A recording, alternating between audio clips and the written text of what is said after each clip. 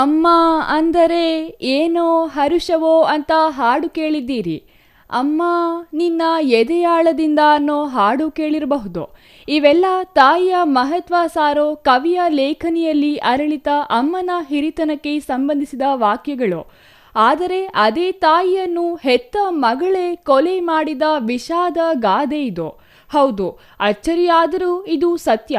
ಕರುಳ ಬಳ್ಳಿಯನ್ನು ಬೇರ್ಪಡಿಸಿ ಸಾಕಿ ಸಲಹಿದ ಮಗಳೇ ಇಲ್ಲಿ ತಾಯಿಗೆ ಕಂಟಕವಾಗಿದ್ದಾಳೆ. ಹೆತ್ತ ಮಗಳೇ ತಾಯಿಯನ್ನು ಕೊಲೆ ಮಾಡಿದ್ದಾಳೆ. ತಲೆದಿಂಬಿನಿಂದ ಉಸಿರುಗಟ್ಟಿಸಿ ತಾಯಿಯನ್ನು ಕೊಲೆ ಮಾಡಿ ಅಸಹಜ ಸಾವು ಎಂದು ಮಗಳು ನಾಟಕ ಆಡಿದ್ದಾಳೆ.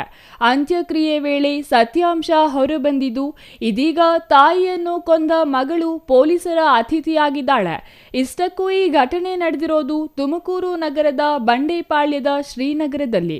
40 ಲಕ್ಷ ರೂಪಾಯಿ ಆಸ್ತಿ ಹಣಕ್ಕಾಗಿ ಹೆತ್ತ ಮಗಳೇ ತಾಯಿಯನ್ನು ಹತ್ಯೆ ಮಾಡಿದ್ದಾಳೆ. ಬಹುಶಃ ಇದಕ್ಕೆ ಇರಬೇಕು ಇದನ್ನು ಕಲಿಯುಗ ಅಂತ ಕರೆಯೋದು. ಮೊದಲಿಗೆ ತನ್ನ ತಾಯಿಯ ಸಾವನ್ನು ಅಸಹಜ ಎಂದು ತೋರಿಸಲು ಮಗಳು ತುಂಬಾ ಹೆಣಗಾಡಿದ್ದಾಳೆ.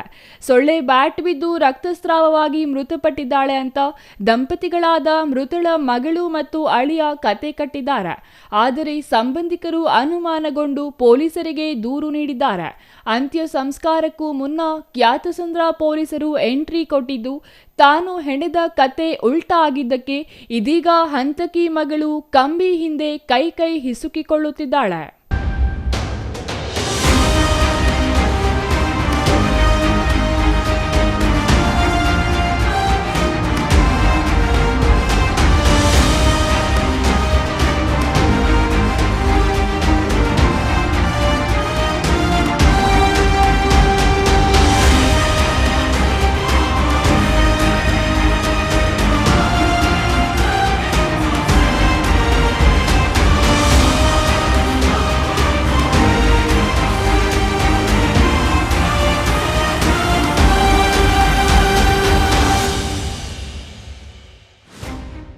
ಇನ್ನೇನು ಅಂತ್ಯ ಸಂಸ್ಕಾರ ಮಾಡಬೇಕು ಅನ್ನೋ ವೇಳೆಗೆ ಎಂಟ್ರಿ ಕೊಟ್ಟ ಪೊಲೀಸರು ಮಗಳನ್ನು ವಿಚಾರಣೆ ಮಾಡಿದ್ದು, ಈ ವೇಳೆ ಕೊಲೆ ಮಾಡಿರುವುದಾಗಿ ಮಗಳು ಸುಚಿತ್ರಾ ಮತ್ತು ಆಕೆಯ ಗಂಡ ಸುರೇಶ್ ಒಪ್ಪಿಕೊಂಡಿದ್ದಾರೆ.